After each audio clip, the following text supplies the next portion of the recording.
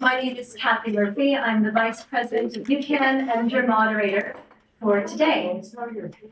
By way of opening, we acknowledge the land we are meeting on is the traditional territory of many nations, including the Mississaugas of the Credit, the Anishinaabe, the Chippewa, the Haudenosaunee, and the Wendat people, and is now home to many diverse nations, Inuit, and Métis peoples. We also acknowledge Toronto is covered by Treaty 13 with the Mississaugas of the Credit. Founded in 1995, EUCCAN's mission is to strengthen economic ties between Canada and the EU by advocating on behalf of EU and Canadian companies. I'm very pleased to welcome you all to this, our third EU-Canada Business Day, and indeed, our first in person. So thank you very much for joining us. And sincerest thanks to our presenting partners, Bennett Jones, from whom you'll hear from shortly. Our focus today is the essential role of the EU-Canada partnership, particularly in promoting sustainable development and responsible management of critical raw materials. So throughout the event, we are going to be hearing from industry leaders, from policymakers, and experts on these very pressing issues. And our goal today is to explore how this EU-Canada partnership can promote greater cooperation and create new opportunities for businesses in these areas. We're very honored and privileged to have a number of distinguished speakers and special guests today. And our lineup includes Her Excellency, Dr. Melita Gabric, Ambassador of the EU to Canada, Her Excellency, Yulia Kovalyev, Ukraine's Ambassador to Canada, and Perry Spitznagel, Vice Chairman of Bennett Jones. To open our conference and our first session, it's my great pleasure to introduce my colleague and my friend, Adrian Thomas, who is our president of EUCCAN. Adrian is currently the Canada Country President of Schneider Electric, a French headquartered company that specializes in energy management and automation. And Adrian's leadership and expertise in the field of energy and sustainability makes him an invaluable member of our team. Adrian.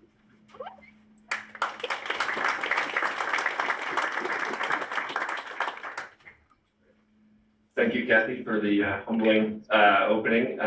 Welcome, everyone. First, I would like to thank our distinguished guests for joining us today. Also, a special thank you to Bennett Jones for partnering with us and hosting us in your beautiful space here in Toronto. I think it's also very interesting that Bennett Jones, being a Canadian company, specializing in international law, in many of the segments and sectors that we will be talking about today. So I think this just goes to see the connection, the closeness between Canadian and European businesses.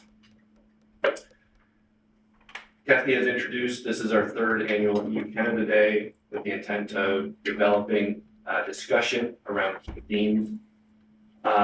One of the things that I think is most important after the last few years is getting together in person. So thank you for all of you who traveled here from Ottawa, from Calgary, from other places, and for all the people that live here in Toronto for making your way through the traffic and the turmoils of Toronto traffic in the morning.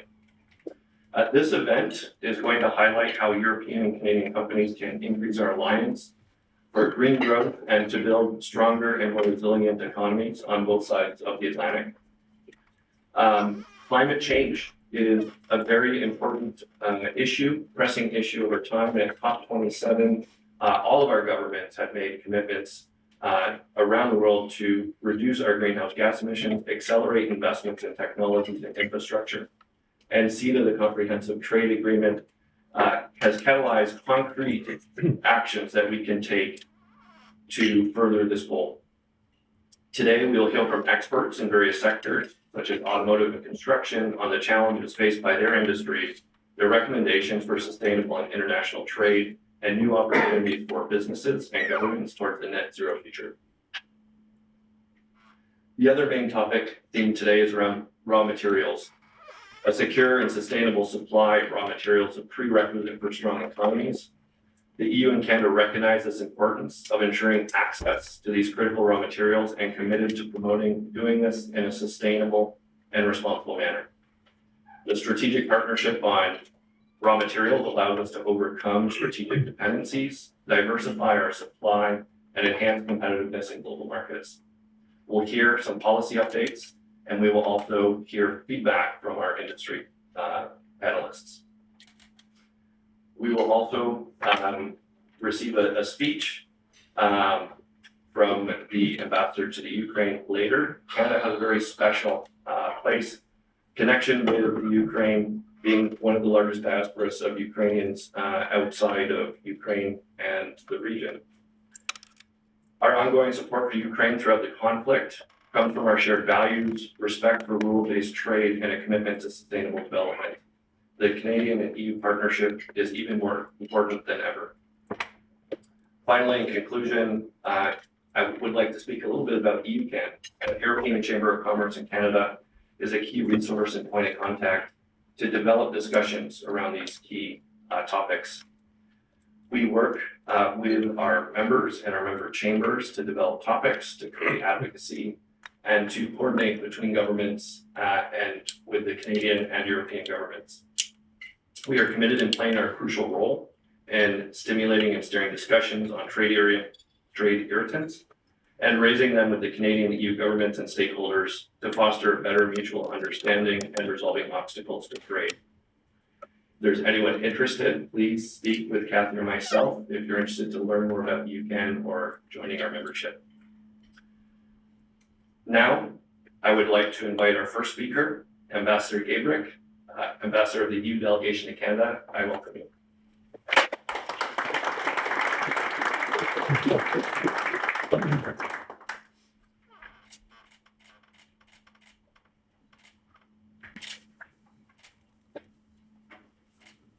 Good morning. It is my great pleasure and honor to be with you this morning, and I thank EUCCAN, Adrian, Thomas, and Katie for having invited me to address you. I would also like to acknowledge with appreciation the partner of today's event, Bennett Jones, for hosting us, as Adrian said, these beautiful premises. So if you'll allow me, I'll say a few words about the state of the EU-Canada relationship. In short, it has never been this close. We have never been working so closely in political terms, in security terms, and in economic terms. Now, when the President of the European Commission, Ursula von der Leyen, was here not even a month ago, in her speech to the Parliament, which was actually the first speech ever at the Parliament by a European Union leader, she said that hard times reveal good friends, and the EU and Canada are good friends indeed. What brought us even further together is the aggression by Russia against Ukraine. And as Adrian mentioned, we will have my colleague, the Ukrainian ambassador, joining us later. And I would like to acknowledge with appreciation what Canada is doing in support of Ukraine, in support of European security. Now, part of European security is our economic security. And what we've learned in no uncertain terms in view of this aggression is that we have to build the resilience of our supply chains. We have to de-risk our supply chains. Canada is the partner of choice as we are trying to diversify away from non-trusted partners. We see a lot of potential in different areas, but in particular, I would emphasize critical raw materials. We will hear more about sustainable management of supply chains later during the panels. And we have a strategic partnership agreement that helps us bring about and develop this relationship and develop and integrate supply chains. So that is certainly one area, but then energy as well. As you also probably well aware, Europe has decided to wean itself off Russian energy sources altogether. We are doing very well for the time being. We are almost entirely rid of the energy sources from Russia, but we are certainly in the midterm to long term also looking to Canada to see what we can do together. Now, when the president of the European Commission was here, herself and the prime minister agreed on an action plan to develop hydrogen supply chains. So this is certainly one area also that we are looking forward to working closely together with Canada. So why is Canada our partner of choice? And it's also the other way around. The EU and its member states, 27 member states, are also the partners of choice for Canada. Now, we are like-minded, and again, the two crises, the COVID crisis and then the crisis ensuing the aggression by Russia against Ukraine, have shown us how important the values are, how important it is that our partners, our economic, our trade partners share the same values. This is not abstract. This is very concrete. Transparency, the rule of law, the context of democracy, human rights, and so on. So that's the first thing why Canada is our partners of choice. The second thing is that, so we are like-minded. The second thing is, of course, we have huge potential to further develop our economic business cooperation. And we also have an excellent framework agreement, CETA, the Free Trade Agreement, that has already yielded excellent results. The latest data we have shows that the trade has increased by 66% since the beginning of the application of CETA. Over the last 5 years, 66% increase. Now, this is part of this story, and the other part of the story is that this increase actually already shows that we are also preparing for the future, let's say, because our more detailed data shows that over the last 2 years, the imports from Canada have increased by 1/4. And this, most of this increase came from raw materials and energy products, which actually indicates that we are already de-risking our supply chains in our business relation with Canada. And then speaking of like-mindedness, with Canada, we share our ambition to reach net zero economy by 2050. And of course, there are myriad opportunities there to work on developing our cooperation, including in clean tech. And here I would like to bring to your attention a research and development fund called Horizon Europe that is actually the biggest international research and development fund in the world, with 95.5 billion euros of funds available through this fund. And Canada was invited to join as an associated partner. As I speak, our negotiating teams are meeting in Ottawa.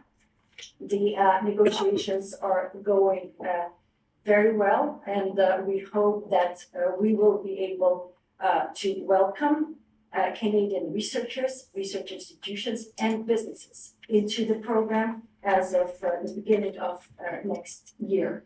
The majority of these funds are actually earmarked for technologies and for innovations, for research that will help us with a green transition, something that both parties are committed to.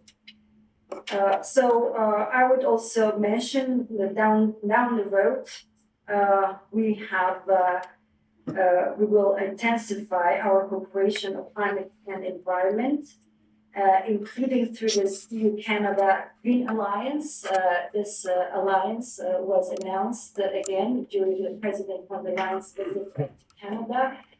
She and Prime Minister Trudeau announced this, let's say, framework and vision that will, of course, give rise to implementation or opportunities for implementation of closer cooperation on climate and environment. And again, here we will hear more today, and looking very much forward to hearing from our panelists today on sustainable development in the face of climate change. Now, of course, the green transition is fundamentally dependent on critical raw materials. Again, Canada, like-minded country with the standards, environmental, social governance standards that are we share entirely. These standards are part of our DNA, the European Union, its member states' DNA. And of course, we are very much interested in working in Canada on, as I said earlier, on developing and integrating these supply chains, investing, but also investing in supply chains themselves, but also in technology and innovation in this context. The last thing I would like to mention is also this EU-Canada strategic partnership on raw materials that aims to reinforce these connections between Canadian upstream producers and EU midstream and downstream users of critical raw materials.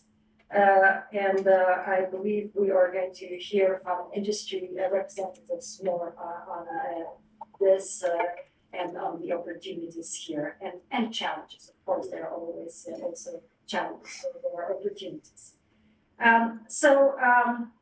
In conclusion, I congratulate the organizers of today's event on choosing such topical, important, timely topics that are very much at the forefront of our agendas, both in the EU and in Canada, and that offer myriad ways for enhancing our cooperation at different levels at the, let's say, administrations to administration level, at the level of administration businesses, and of course at the level of B2B, business to business, companies to companies.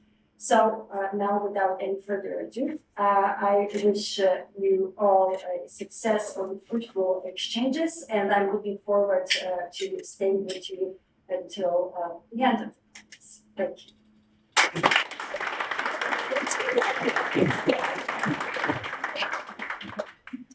Thank you, Ambassador. You mentioned like-mindedness. I think in the past I've heard you refer to as shared values as well, and I think both go hand in hand. But I think shared values goes beyond the way we think, but the culture of how we interact and the respect that we have for both sides. The other thing which I'd like to point out was the use of business statistics by the ambassador. So for all our corporate colleagues, in my interactions, particularly with the trade delegation at the EU, what I love is they're always looking at what are the business outcomes that we're achieving through these trade agreements. And I think that's something that's very important for us as businesses to look at, but also it's refreshing to hear that back, that the focus is that this is not just a political agreement. This is first and foremost an economic agreement.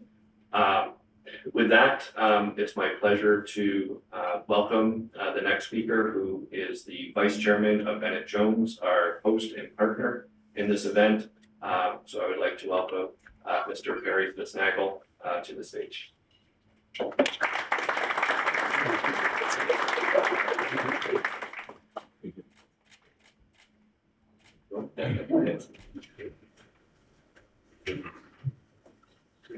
First challenge is always whether the lighting's going to be any good, or whether I need reading glasses. So far, so good. Welcome, everybody, and thank you for attending today's event. Of course, we're delighted to have you here. Bienvenue à cet événement. Willkommen zu dieser Veranstaltung. These are the only two European languages that I know other than English. And as I said, we're delighted to have you here today. When they asked me to speak, I asked them what they wanted me to speak about. And they said whatever I want. But this was a clear, how should I put it, warning. But the audience is not going to be from Alberta. So full disclosure, I'm not from Alberta. I'm from a small mining town in Labrador. My father was more French than German. My mother was more German than German. With a healthy dose of German romanticism that I believe has been a driver of much of the environmental and green and climate change movements over time. She happens to be the first environmentalist that I met very, very early in my life and in my childhood. And I've had a healthy dose of way back when, in the early 60s, her views of the environment. So, and I spent, of course, all of my professional life in Alberta as a legal advisor to the conventional energy companies, and more lately, the renewable and more green energy companies. All to say that I am a bit of an enigma. So the views that I'm going to express today are my own views, not those of Bennett Jones, and not those of its partners necessarily. I also promise to be politically correct and to behave myself a little bit. And I see I only have 10 minutes, 3 of which I have already used up. So what could go wrong? So here it goes. I'll start by acknowledging what's already been acknowledged, and that's our countries, Canada and the EU, have much in common. Our histories are intertwined, and our cultural and social values are very similar. Our ideologies as well. Our respect for freedom and democracy and the rule of law, all a part of why we sort of like each other. And of course, NATO. And with growing urgency and importance, our economic relationships have come to the fore as a result of world events. And perhaps most profoundly, I think, the very miracles of our existence we share in common as political entities. And by that I mean that Canada is kind of an unlikely and improbable nation spanning an entire breadth of the top of this American continent and encompassing the widest diversity of regions and peoples and cultures and languages, from our First Nations and Indigenous peoples to settlers and immigrants from every corner of the earth, many of the progeny of which are here today, including myself. And the European Union, another improbable entity, forged from the ashes of the Second World War with its diversity of nations, languages, and cultures, each of us now on different continents, bringing together our own regions and peoples, having brought together our own regions and peoples, and now we're reaching across the Atlantic to envelop ourselves in our ever-expanding relationships, economic and otherwise. All to say, we've got a long-established, deep history, deep ties. We are simply natural partners. And perhaps most importantly, we kind of like each other. So why are we here today? Because seismic world geopolitical events have thrust us together, all in, I suppose I'll call it, all with the winds or the headwinds of climate change. From the Canadian perspective, the massive European pivot from Russia and China for its energy and natural resource requirements presents a staggering opportunity for all things Canadian. Perhaps a once-in-a-lifetime opportunity, certainly a human lifetime, and maybe once in a lifetime in the life of a nation. As the German Chancellor said during his recent visit, Canada has everything Germany needs, and Germany wants to buy everything that we have. The business case, and I think the same applies to the EU. The business case for Canada is quite simply overwhelming, and also for Europe. And we simply cannot fumble this ball for all kinds of important reasons. During the Second World War, Canada was part of what was called the arsenal of democracies. I would say now that we can be an arsenal of resources for the free world. We have all of the solutions, some are easier, some are harder, and government policies will dictate to a large extent which ones are going to be pursued. Governments can actually make the impossible possible with grants and incentives, and that's all good in a climate change world, but they can also make the possible impossible. I'm going to touch on that a little bit later with excessive regulations and impediments. So with that backdrop, our topic, the essential role of the EUCCAN partnership in ensuring sustainable economic security. I think I've covered off essential, that we've got everything that you need, the EU needs. And I've covered off the EUCCAN part of it, the partnership, because that partnership is simply natural. Let me touch quickly on the term ensuring sustainable economic security. I think I know what economic security means. And I think in this case, it largely means energy security in this modern world that we've created. But I'm not so sure I know what sustainable means. And I see the word used a lot in our, going to be used a lot in our dialogues for today. And I'm not so sure I know what ensuring the sustainability means in the face of some hard realities. But I'm pretty sure I'm going to know a lot more by the end of this morning's sessions. I do fear that sustainable may be in the eye of the beholder and subject to constantly shifting realities.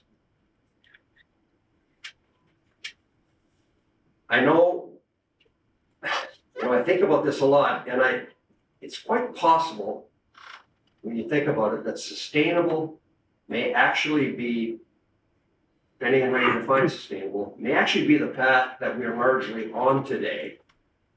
And the unsustainable part may be the radical transformation we are embarking upon. But I'm going to leave that for brighter minds than mine.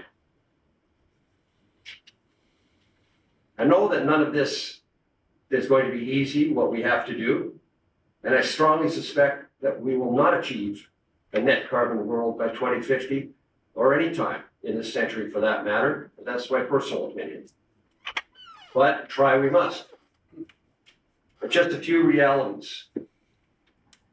As identified in a fascinating book that I encourage you to read by Vaclav Smil, a Canadian author and scientist, there are 4 pillars of modern civilization in his view: cement, steel, plastics, and ammonia, all of which are constant and present in our everyday lives, and all of which are very difficult, if not impossible, to replace. So here's the kicker: all of which require enormous amounts of energy to produce, and all of which are reliant on the highest density and lowest cost energy available to us, which is, of course, fossil fuels, emitting all of that dreaded carbon dioxide, which has up to now, unfortunately, provided us with the economic growth, standards of living, and lifestyles we so cherish. A hard reality that we're going to have to come to terms with. Renewable and intermittent energy, like solar and wind, will simply not be able to fill the energy requirements of those pillars of modern civilization.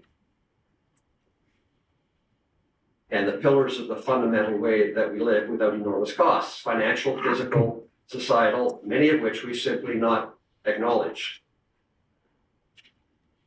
We've not adequately factored into the cost, not adequately factored the cost benefit of all of the things that we are embarking upon. We do understand the cost of climate change down to the minutest degree of temperature, but we don't adequately identify, in my humble opinion, and acknowledge the enormous cost of the transformation we're undertaking to deal with the problem. The paths pursued, which we as businesses and people in general are being asked to undertake, are very challenging, and their costs are staggering. Yet it is an enormous undertaking, as you well know.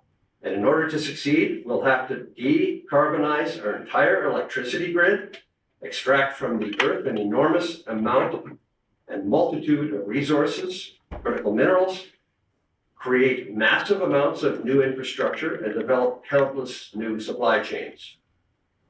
Actually, a lawyer's dream, and we welcome it. And Bennett Jones welcomes it. And here's my plug for Bennett Jones, and we're perfectly capable of doing all of it with the lawyers that we have in every aspect of the businesses that you are going to be engaged in over the next decades. So all of that is going to have enormous environmental repercussions. And that's going to be hard, but that's okay. And here's my other key point. As long as the same people who are directing us with their views and policies to undertake these enormous tasks are going to get out of the way and let us get the job done. Because the solution to climate change cannot be, it simply cannot be low growth and deindustrialization. So society better get ready for a whole pile of projects that will affect a lot of people in their backyards, and will have a lot of environmental impacts, including more carbon dioxide. There are some ironies, of course, in all of what we are attempting to do here. One of the ironies is that some of the biggest advocates of slowing down climate change do not accept the logic that doing so requires building a whole pile more. We're probably going to end up producing more carbon to get to less carbon. So we better get ready for it. And our governments had better get their heads around streamlining and fast-tracking regulatory approvals and permits, because the 15 to 20-year timelines for resource and infrastructure projects that we are experiencing now and have experienced for the last decade are not going to get us to 2050, to zero 2050.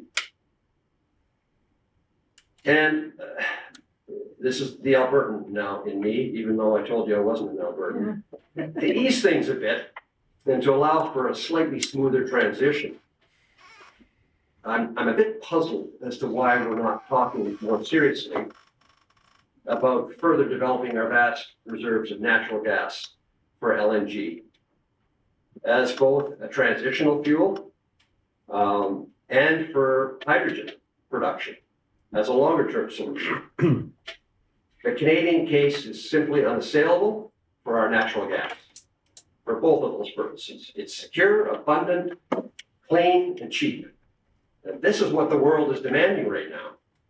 It's what the German Chancellor and the Japanese asked for, and we weren't very keen to accommodate them. At times, I feel our green myopia can sometimes overwhelm common sense.